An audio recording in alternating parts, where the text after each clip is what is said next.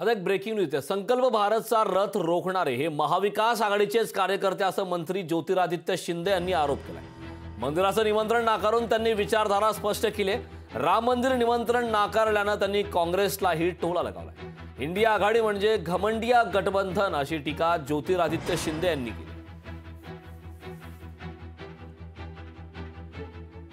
हेच काँग्रेस होती, त्यांच्या कोर्टमध्ये ॲफिडेव्हिट होता की भगवान राम काल्पनिक आहेत। हे I.N.D.I.A.